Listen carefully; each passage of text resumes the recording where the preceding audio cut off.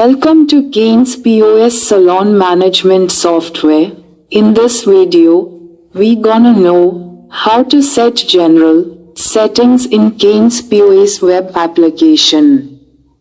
Log in your user credentials. Now, you are in Keynes dashboard. Go to Setting menu and select General option and enter your name and location details in. Required details.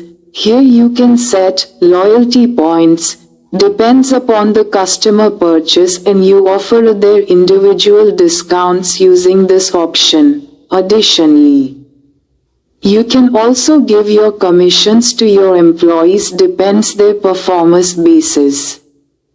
After you done this process, click Submit button. Your general settings updated successfully.